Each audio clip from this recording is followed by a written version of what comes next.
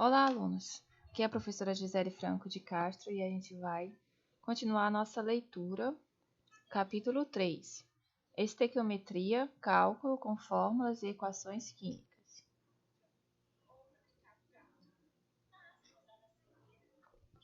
Equações químicas. As reações químicas são representadas de forma concisa pelas equações químicas. Quando o hidrogênio entra em combustão, por exemplo, reage com o oxigênio do ar para formar água. Escrevemos a equação química para essa reação como a seguir. 2 hidrogênio mais oxigênio reage formando 2 moléculas de água. Lemos o sinal mais como reage com 2 hidrogênio reage com oxigênio, produz água. E a seta como produz. As fórmulas químicas à esquerda da seta representam as substâncias de partida, chamada reagentes. Reagentes, produtos. As fórmulas químicas à direita da seta representam as substâncias produzidas na reação, chamadas produtos. Os números diante das fórmulas são os coeficientes. Como em uma equação algébrica, o número 1, em geral, não é escrito, uma vez que os átomos não são formados nem destruídos em uma reação. A equação química deve ter um número igual de átomos de cada elemento de cada lado da seta. Quando essa condição é satisfeita, diz-se que a equação está balanceada. No lado direito da equação 3.1, por exemplo, existem 2 moléculas de água, cada uma delas constituída por 2 átomos de hidrogênio e 1 átomo de oxigênio. Portanto, 2 moléculas de água. Contém 2 vezes 2, 4 átomos de hidrogênio e 2 vezes 1, 2 átomos de oxigênio, como visto no desenho à margem. Já que existem também 4 átomos de hidrogênio e 2 átomos de oxigênio do lado esquerdo da equação, ela está balanceada. Uma vez que sabemos as fórmulas dos reagentes e produtos em uma reação, podemos escrever a equação não balanceada. Então, fazemos o balanceamento da equação, determinando os coeficientes que fornecem números iguais de cada tipo de átomo de cada lado da equação. Geralmente, uma equação balanceada deve conter os menores coeficientes inteiros possíveis.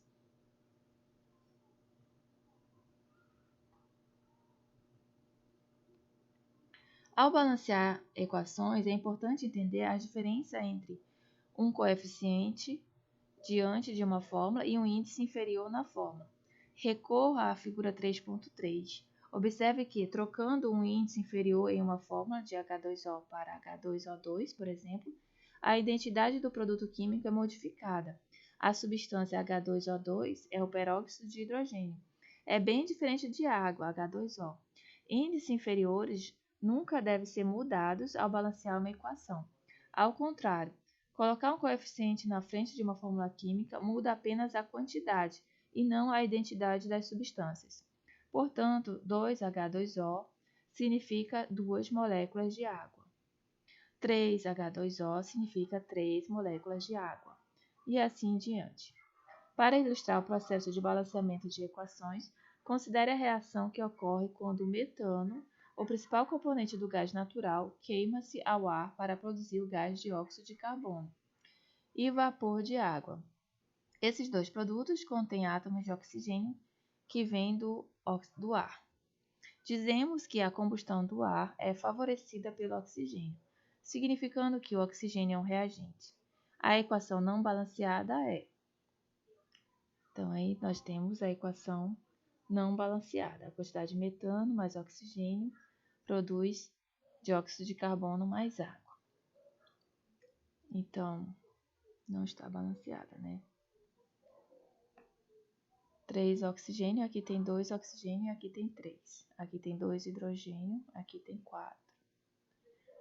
Aqui tem um carbono, um carbono. Então, figura 3.2, combustão do gás hidrogênio. O gás é borbulhado por uma solução de sabão, formando bolhas cheias de hidrogênio. Enquanto as bolhas flutuam para a superfície, elas são queimadas por uma vela em um bastão longo. A chama de cor laranja deve-se à reação do hidrogênio com o oxigênio do ar e resulta na formação de vapor de água. Símbolo químico H2O. 2 moléculas de água, uma molécula de água, aqui uma molécula de peróxido de hidrogênio. Significado, né? Uma molécula de água, 2 moléculas de água, uma molécula de peróxido. Composição: água, H2O, 2 átomos de hidrogênio e 1 átomo de oxigênio. 2H2O, então 2 vezes 2, 4. 4 átomos de hidrogênio e 2 vezes 1, 2. 2 átomos de oxigênio. H2O2, 2 átomos de hidrogênio e 2 átomos de oxigênio. Ilustração da diferença entre o índice inferior em uma fórmula química e um coeficiente diante de fórmula.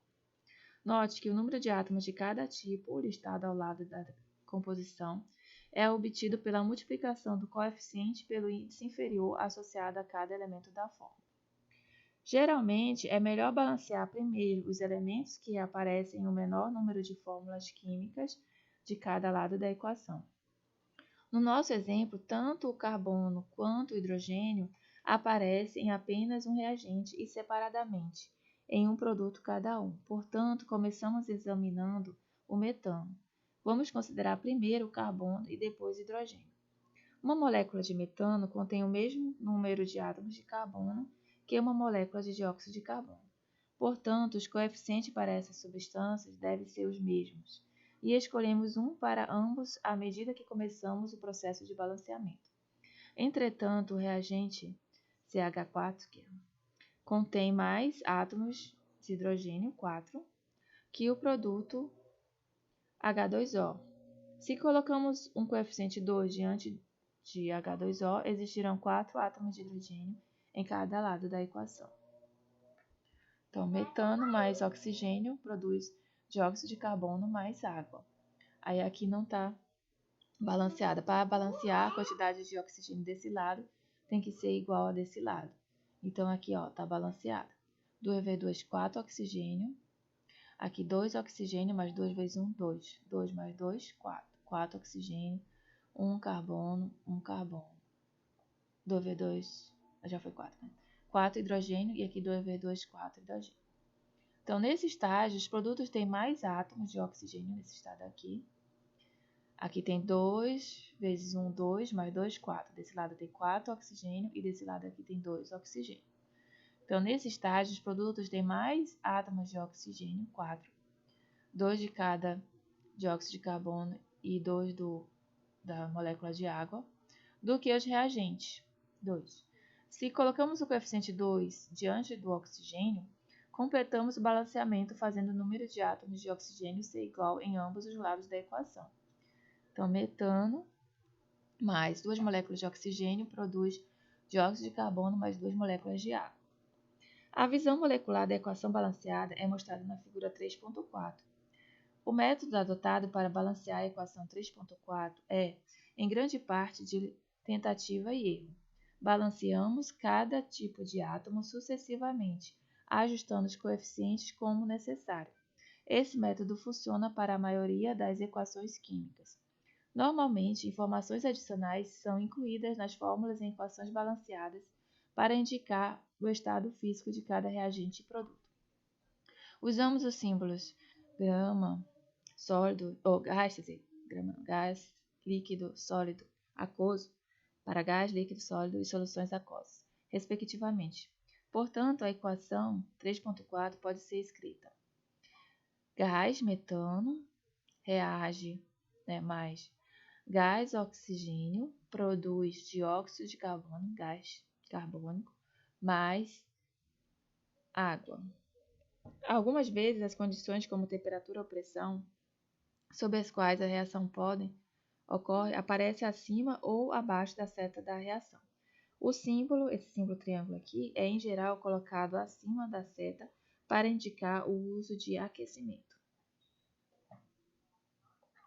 Então, uma molécula de metano reage com 2 moléculas de oxigênio, produz uma molécula de dióxido de carbono mais 2 moléculas de água. Equação química balanceada. Como fazer? 3.1. Faça o balanceamento das seguintes equações. Sódio mais sólido mais água líquida produz hidróxido de sódio mais gás hidrogênio. Começamos pela contagem de átomos de cada tipo nos dois lados da seta. O átomo de sódio e oxigênio estão balanceados, um sódio e um oxigênio de cada lado.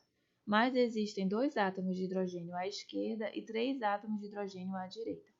Para aumentar o número de átomos de hidrogênio à esquerda, colocamos os coeficientes 2 em frente à molécula água. Então, para ter a mesma quantidade de hidrogênio, né, à direita e à esquerda, colocou esse número 2 aqui. Então, fica 2 vezes 2, 4 hidrogênio. E ainda temos que balancear esse outro lado aqui também, porque está 2 e aqui está 1. 2 mais 1 dá 3, né? Então, esta escolha é uma tentativa inicial, mas coloca-se no caminho certo. Agora que temos 2 moléculas de água, precisamos recuperar o balanceamento dos átomos de oxigênio. Podemos recuperá-lo indo para o outro lado da equação e colocando um coeficiente 2 diante do hidróxido de sódio. Colocando o coeficiente 2 desse lado aqui, né? Tinha um aqui, aí coloca mais um aqui. Aí vai ser 2 vezes 2, 4 hidrogênio, 2 vezes 2, 2 vezes 1, 2, mais 2, 4. Então, balanceamos o hidrogênio. Isso faz com que os átomos de hidrogênio fiquem balanceados, mas requer que voltemos para a esquerda e coloquemos um coeficiente de 2 diante do sódio, para que os átomos de sódio fiquem balanceados novamente. Então, aqui estava 1 sódio e aqui 2 sódio. Então, tem que colocar o número 2 aqui, ó. 2 sódio e aqui 2 sódio. Finalmente, conferimos o número de átomos de cada elemento e encontramos que temos 2 átomos de sódio, 4 átomos de hidrogênio e 2 átomos de oxigênio em cada lado da equação. A equação está balanceada. Faça o balanceamento das seguintes equações determinando o coeficiente fornecido. Aí aqui vocês têm que fazer o balanceamento. Como fazer o 3.2, né? Pratique. Alguns padrões simples de reatividade química. Nessa seção, examinaremos 3 tipos simples de reações que veremos com frequência no decorrer do capítulo. A primeira razão para examinar essas reações é nos familiarizarmos mais com as reações químicas e suas reações balanceadas. A segunda razão é considerar como podemos prever os produtos de algumas reações sabendo apenas seus reagentes. O segredo para prever os produtos formados em determinada combinação de reagentes é reconhecer padrões gerais de reatividade química. Reconhecer um padrão de reatividade para uma classe de substância fornece um entendimento mais amplo do que simplesmente decorar um grande número de reações não relacionadas entre si. Reações de combinação e decomposição. A tabela 3.1 resume 2 tipos simples de reações: reações de composição e de decomposição. Em uma reação de combinação, reação de combinação e decomposição. Em uma reação de combinação, 2 ou mais substâncias reagem para formar um produto. Existem vários exemplos de tais reações, especialmente aquelas nas quais os elementos se combinam para formar composto. Por exemplo, magnésio metálico queima-se ao ar com uma claridade ofuscante para produzir óxido de magnésio, como mostrado na figura 3.5. Reações de combinação. Então, tem a substância A, mais a B, né? Reage com a B, produz uma nova substância, C. Então, carbono sólido mais gás oxigênio produz dióxido de carbono gasoso. Gás nitrogênio reage com gás hidrogênio, produz amônia gás. E assim vai. Reação de decomposição, tá falando, uma substância vai se decompor em outras duas. C se decompõe em A e B. Aí tem aqui os exemplos, né? O único reagente quebra-se para formar 2 ou mais substâncias. Muitos compostos reagem dessa maneira quando aquecidos. Aí nós temos aí o magnésio, reage com o oxigênio violentamente, né? Quando o magnésio metálico se queima, os átomos de magnésio reagem com as moléculas de oxigênio do ar para formar o óxido de magnésio, um sólido iônico. 2 magnésio sólido reagem com gás oxigênio e formam o óxido de magnésio. As fotos mostram o que se vê no laboratório. O cordão do metal magnésio à esquerda é envolto em oxigênio do ar, e enquanto ele se queima, uma chama intensa é produzida. Ao final da reação, sobra uma fita bem frágil, um sólido branco, que é o óxido de magnésio. Aí nós temos a reação. Como fazer? Escreva as equações balanceadas das seguintes reações. A reação de combinação que ocorre quando o lítio metálico reage com gás flúor. A reação de decomposição que ocorre quando o sólido carbonato de bário é aquecido. Dois produtos são formados, um sólido e um gás. Solução. O símbolo para o lítio é Li. Com exceção do mercúrio, todos os metais são sólidos a temperatura ambiente. O flúor existe como uma molécula diatômica. Portanto, os reagentes são lítio e flúor. O produto consiste em um metal e um não metal. Logo, esperamos que seja um sólido iônico. Os íons lítio têm carga mais 1, Li+, enquanto os íons fluoreto têm carga menos 1. Então, a fórmula química vai ser LiFF.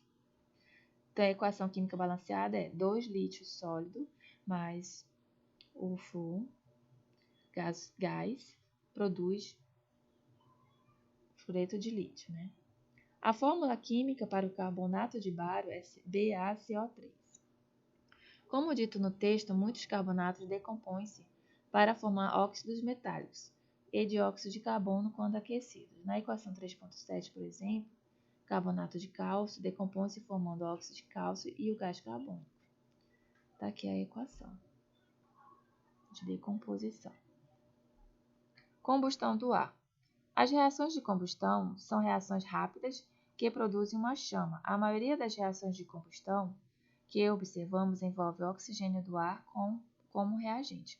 A equação 3.5 e o exercício Platique 3.1 ilustram uma classe geral de reações envolvendo queima ou combustão de compostos hidrocarbonetos. Quando hidrocarbonetos sofrem combustão no ar, eles reagem com oxigênio para formar gás carbônico e água. O número de moléculas de oxigênio necessárias para a reação e o número de moléculas de gás carbônico e água formada dependem da composição do hidrocarboneto, o qual atua como combustível da reação. Por exemplo, a combustão do propano, um gás usado para cozinhar e aquecer residências, é descrito pela seguinte equação.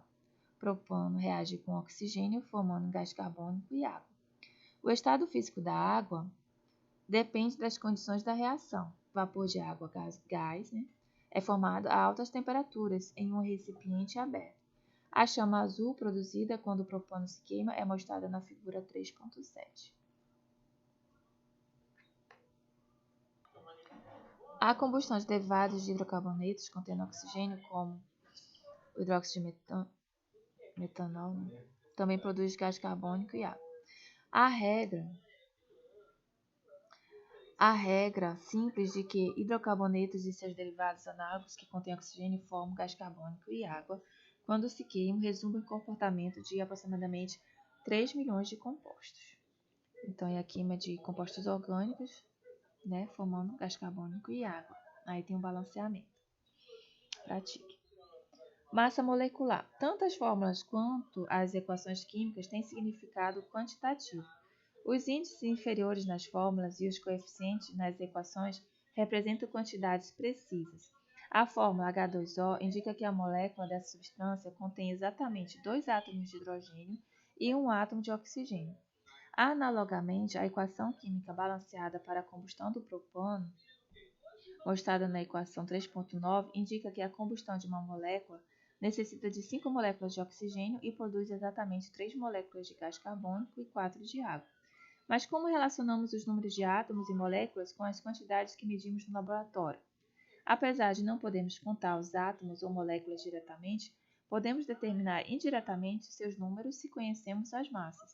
Assim, antes que possamos seguir os aspectos quantitativos de fórmulas e equações químicas, precisamos examinar as massas dos átomos e moléculas, o que faremos nesta sessão e na próxima. Peso molecular e massa molecular. O peso molecular, peso, fórmula ou massa molecular de uma substância é a soma das massas atômicas de cada átomo em sua fórmula química. Nesse livro, adotaremos o termo massa molecular porque foi sugerido pela IUPAC e é o mais correto. O termo peso, fórmula, não é usado no Brasil. O peso molecular, apesar de ser muito usado, não é correto, porque peso é a massa multiplicada pela aceleração da gravidade. O ácido sulfúrico, por exemplo, possui massa molecular igual a 98,1 U. Então, vai ser massa molecular do ácido sulfúrico, 2 vezes a massa do hidrogênio, mais 1 vez a massa do enxofre, mais 4 vezes a massa do oxigênio. Então, eu vou lá na tabela periódica, pego a massa do... 2 massas do hidrogênio, mais... Vai ser 2 vezes 1, mais 32, mais 4 vezes 16, que vai dar 98,1. Arredondamos as massas moleculares para uma casa depois da vírgula. As massas moleculares serão arredondadas dessa forma. Então, a gente vai ter as massas moleculares. E assim em diante, tá, gente? Como fazer? 3.5. Calcule a massa molecular da sacarose, C12H22O11. Então, eu vou lá, tem 12 carbonos, né? 12 carbonos. Eu vou na tabela periódica, vejo a massa do carbono, que é 12. Então, 12 vezes 12 vai dar 144. 22 átomos de hidrogênio, 22 vezes 1, 22. 11 de oxigênio, então 11 vezes 16 vai dar 176. Somo essas massas do carbono, hidrogênio e oxigênio, vai dar massa molecular 342,0 U. Se uma fórmula química tem parênteses, o índice inferior fora do parênteses é multiplicado por todos os átomos dentro dele. Por exemplo, aqui esse número aqui está fora do parênteses, vai multiplicar todos esses números. E aí eu tenho a minha fórmula molecular, tá? 1 vezes a massa do cálcio, 2 vezes a massa do nitrogênio, 2 vezes 1, 2, e 2 vezes 3, 6, 6 a massa do oxigênio. Somo todas as massas da massa molecular. Composição percentual a partir das fórmulas. Ocasionalmente, teremos de calcular a composição centesimal de um composto, isto é, a contribuição percentual em massa de cada elemento na substância. Por exemplo, no intuito de se verificar a pureza de um composto, podemos querer comparar a composição percentual calculada da substância com a encontrada experimentalmente. Calcular a composição percentual é um problema direto se conhecemos a fórmula química. O cálculo depende da massa molecular da substância, da massa atômica de cada elemento no qual estamos interessados e do número de átomos de cada elemento na fórmula química. Então, percentagem do elemento, o número de átomos desse elemento, vezes a massa atômica dividido pela massa molecular do composto, vezes 100. Como fazer? 3.6. Calcule a composição percentual do C12H22O11. Vamos examinar essa questão usando as etapas de resolução dos problemas dados no quadro Estratégia em Química, resolvendo problemas. Dada a fórmula química de um composto, pede-se para calcular a composição percentual, ou seja, a porcentagem em massa dos seus constituintes, carbono, hidrogênio e oxigênio. Planejamento. Podemos usar a equação 3.10, contando com uma tabela periódica para obter as massas atômicas de cada elemento constituinte. As massas atômicas são usadas inicialmente para calcular a massa molecular do composto. A massa molecular C12H22O11 é 342 U. Foi calculada como fazendo 3.5. Então, temos que fazer 3 cálculos, um para cada elemento. Carbono. Então, vai ser 12 vezes a massa dele dividido pela massa molecular. Aí, ele vai dar esse valor aqui, né? 42,1%. O outro tem 22 hidrogênio, então vai ser 22 vezes a massa do hidrogênio dividido pela massa molecular, vezes 100%. Então, vai ser a porcentagem de 6,4%. Do oxigênio, tem 11 oxigênio. Então, 11 vezes a massa do oxigênio dividido pela massa molecular, vezes 100%, vai dar a porcentagem de oxigênio, 51,5%. Pronto, já é a percentagem, tá? A soma das porcentagens dos elementos individuais, se eu somar esse, mais esse, mais esse, vai ser igual a 100%. O que é verdade nesse caso. Poderíamos usar mais algarismos significativos para nossas massas atômicas, resultando em mais algarismos significativos para a composição percentual. Aí, estratégias, né? Depois vocês utilizam essa estratégia. MOL. Mesmo as menores amostras com que trabalhamos no laboratório contêm enormes números de átomos, íons ou moléculas. Por exemplo, uma colher de chá de água, aproximadamente 5 ml, contém 2 vezes 10 a 23 moléculas de água.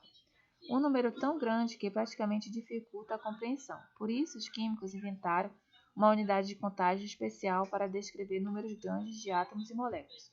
No dia a dia, usamos unidades de contagem como dúzia, 12 objetos e grossa, 144 objetos, para lidar com quantidades modestamente grandes.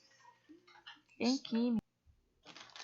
química, a unidade para lidar com o número de átomos, íons ou moléculas em uma amostra de tamanho normal é mol. O mol é a quantidade de matéria que contém tantos objetos, átomos, moléculas ou que considerarmos, quanto os números de átomos em exatamente 12 gramas de carbono 12, isotopicamente puro. A partir de experimentos, os cientistas determinaram que esse número 6,022 vezes 10 a 23 chamaram de número de Avogadro, em homenagem ao cientista italiano Amadeo Avogadro. Para muitos propósitos, usaremos 6,02 vezes 10 a 23 para o número de Avogadro no decorrer deste livro. Um mol de átomo, um mol de molécula ou um mol de qualquer coisa contém o mesmo número, tá? 6,02 vezes 10 a 23. Um mol de átomo, 6,02 vezes 10 a 23 átomos. Um mol de moléculas, 6,02 vezes 10 a 23 moléculas. Um mol de íons, 6,02 vezes 10 a 23 íons.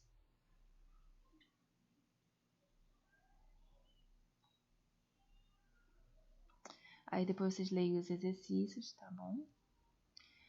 Massa molar. Uma dúzia é o mesmo número 12 se temos uma dúzia de ovos ou uma dúzia de elefante. É óbvio que uma dúzia de ovos não tem a mesma massa que uma dúzia de elefante.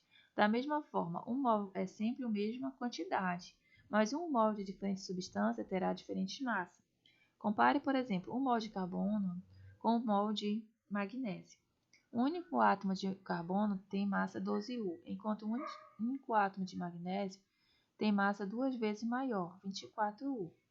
Como um mol apresenta sempre o mesmo número de partículas, um mol de magnésio deve ter uma massa 2 vezes maior do que carbono, já que carbono pesa 12 gramas e magnésio 24. Portanto, a massa de um único átomo de um elemento é numericamente igual à massa em gramas de um mol daquele elemento. Essa declaração é verdadeiramente independente do elemento. Um átomo de carbono tem massa 12U. Um mol de carbono 12 tem massa 12 gramas.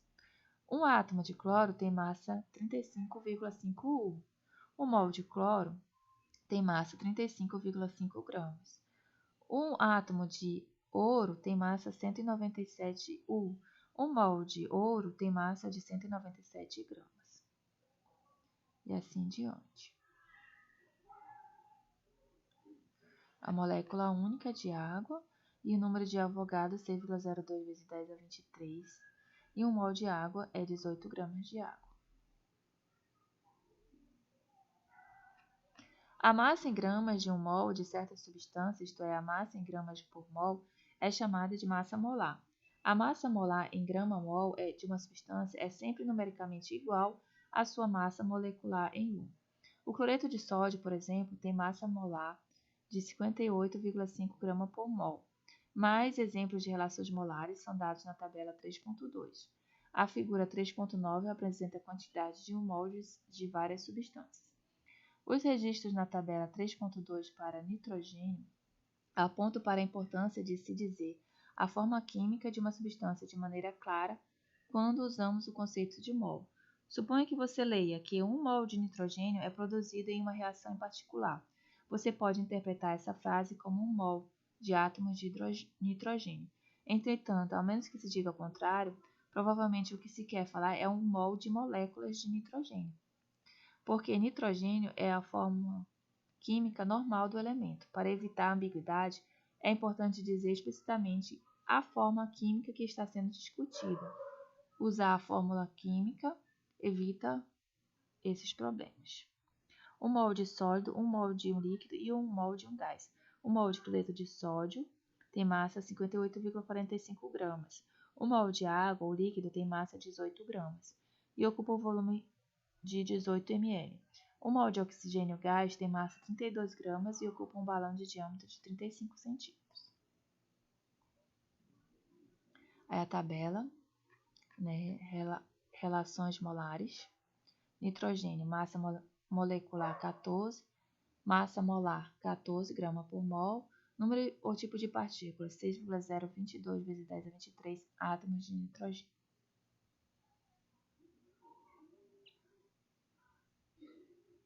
Conversões de massas. Conversões de massa para mols e vice-versa são comumente encontradas nos cálculos usando o conceito de mol. Esses cálculos são facilmente realizados pela análise dimensional, como mostrado no capítulo 3.10, ou como fazer 3.10 e 3.11. O conceito de mol fornece a ponte entre massa e número de partículas. Para ilustrar como podemos converter massas em número de partículas, vamos calcular o número de átomos de cobre em uma moeda de cobre com um centavo americano. Essa moeda é de aproximadamente 3 gramas e consideremos que ela seja 100% cobre. Então, átomos de cobre, 3 gramas de cobre. Então, 1 mol tem 63,5 gramas de cobre. E 6,02 vezes 10 a 23 átomos de cobre é contido em 1 mol. Então, esse mol cancela com esse mol. Grama cancela com grama aqui. Aí a única unidade que vai sobrar vai ser átomos. Então, esse cálculo aqui vai dar 3 vezes 10 a 22 átomos de cobre. Como fazer? Aí ele pede que calcule a quantidade de matéria de glicose em 5,380 gramas de glicose. Depois vocês dão uma lida para mim não estender muito o vídeo, tá? Então, você pode converter gramas para mols, use massa molar, e mols, use número de Avogadro para fórmulas unitárias. Como fazer? Fórmulas mínimas a partir de análises. Então, a fórmula mínima de uma substância diz o número relativo de átomos de cada elemento que ela contém. Assim, a fórmula da água indica que a água contém 2 átomos de hidrogênio para cada átomo de oxigênio. Essa razão também se aplica em nível molar. Logo, 1 mol de água contém 2 mols de átomo de hidrogênio e 1 mol de átomos de oxigênio. Reciprocamente, a razão da quantidade de matéria de cada elemento em um composto dá os índices inferiores da fórmula mínima do composto. Portanto, o conceito de mol fornece uma maneira de calcular as fórmulas mínimas das substâncias químicas, como mostrado nos exemplos a seguir. O mercúrio forma um composto com cloro que tem 73,9% de mercúrio, 26,1% de cloro em massa. Isso significa que se tivermos uma amostra com 100 gramas de sódio, ela conteria 73,9 gramas de mercúrio, 26,1 gramas de cloro, e quaisquer quantidades de amostra podem ser usadas nesse tipo de problema, mas geralmente usaremos 100 gramas para simplificar os cálculos de massa, a partir da porcentagem. O uso das massas atômicas dos elementos dá a massa molar. Calculamos a quantidade de matéria de cada elemento da amostra. Então, 73,9 gramas de mercúrio, sendo que 1 mol tem essa quantidade de gramas. Então, isso aqui vai ter quanto? Né? Aí, grama cancela com grama, sobra mol. Então, 73,9 gramas de mercúrio vai dar 0,368 mol de mercúrio. 26,1 gramas de cloro. Tem quantos mol? Eu sei que 1 mol tem 35,5. Grama cancela com grama, aí vem mol. Mas dá para fazer por regra de 3, tá, gente? 1 mol tem 35,5. 26,1 gramas de cloro tem X. Aí você vai achar a quantidade de mol do cloro. Então, divide-se assim a maior quantidade de matéria, que é 0,735, pela menor, 0,368, para obter-se uma razão molar, né? 1,99 dividido por 1, né? Então, vai ficar 0,735 dividido por 0,368 vai dar 1,99 por 1. Devido aos erros experimentais, os resultados podem não levar a números inteiros exatos. Então, o número 1,99 é muito próximo de 2, então podemos então concluir com segurança que a fórmula mínima para o composto é 2 para 1. Né? Então, essa fórmula mais simples ou mínima, e seus índices inferiores são os menores números inteiros que representam a razão dos dois átomos presentes no composto. O procedimento geral para determinar a fórmula mínima é ressaltado no 3.11. Então, porcentagem, supor que é 100 gramas da amostra, dá gramas de cada elemento. E a fórmula mínima, gramas de cada elemento, aí use massas atômicas, calcula o mol. E aí, através do mol, dá para calcular também a fórmula mínima. Depois copiar esse exercício aqui, né, do como fazer 3.13. E fórmula molecular a partir da fórmula mínima. A fórmula obtida a partir das composições percentuais é sempre a fórmula mínima. Podemos obter a fórmula molecular a partir da fórmula mínima se conhecemos a massa molecular do composto. Os índices inferiores da fórmula molecular de uma substância são sempre números múltiplos inteiros dos índices inferiores da sua fórmula mínima. O múltiplo é encontrado comparando o peso da fórmula mínima com a massa molecular. Em como fazer 3.13, por exemplo, a fórmula mínima encontrada para o ácido ascórbico resultante em uma massa molecular é 88,0 U. A massa molecular determinada experimentalmente é 176. Logo, o número que vai multiplicar é o 2, né? E deve, portanto, apresentar 2 vezes mais átomos de cada tipo do que são dados em sua fórmula mínima. Consequentemente, os índices inferiores na fórmula deve ser multiplicado por 2 para se obter a fórmula C6H8O6. Aí tem como fazer e análise da combustão e como fazer. Interessante copiar todas essas como fazer, tá, gente? Que agora fiquei um pouco cansada. Aí vamos continuar aqui, ó. 3.6. Informações quantitativas a partir de equações balanceadas. O conceito de mol permite-nos usar a informação quantitativa disponível em uma equação balanceada em nível macroscópico prático. Considere a seguinte equação balanceada. 2 gás hidrogênio reagem com oxigênio formando água. Os coeficientes nos dizem que 2 moléculas de hidrogênio reagem com cada molécula de oxigênio para formar 2 moléculas de água. Segue que as quantidades relativas da matéria são idênticas aos números relativos de moléculas. 2 mols, 1 mol, 2 mol. 2 moléculas, 1 molécula, 2 moléculas. 2 vezes 6,02 vezes 10 a 23 moléculas. 1 vezes 6,02 vezes 10 a 23 moléculas. 2 vezes 6,022 vezes 10 a 23 moléculas. Então, é uma proporção, né? 2 mol de hidrogênio reage com 1 mol de oxigênio e forma 2 mol de água. Como é proporção, dá para se calcular as percentagens, as gramas, enfim, dá para se calcular o que o exercício pedir, ok? Aí tem que copiar esses como fazer e aí a gente acaba o nosso capítulo, tá, gente? Por enquanto é só, né? Aqui, ó, não, essa parte aqui é importante, ó, rendimento. Rendimentos teóricos. A quantidade de produto formada, calculada quando todo o reagente limitante foi consumido, é chamado de rendimento teórico. A quantidade de produtos de fato obtida em uma reação é chamado de rendimento real. O rendimento real é sempre menor que e nunca pode ser maior que o rendimento teórico. Existem muitas razões para essas diferenças. Parte do reagente pode não reagir, por exemplo, ou podem reagir de forma diferenciada da desejada. Além disso, nem sempre é possível recuperar da mistura da reação todo o produto formado. O rendimento percentual de uma reação relaciona o rendimento real com o rendimento teórico. Então, a gente calcula o rendimento teórico e faz o experimento, pesa o rendimento real, e assim a gente tira, né, no experimento descrito, por exemplo, deve ser formado 3,5 gramas. É misturado com 6,4 gramas, né? E isso é rendimento teórico. Mas o real não foi isso, né? Então foi só 95,5%. E assim vai. Então, gente, a gente fica até a próxima. Deus abençoe a todos. Até a próxima.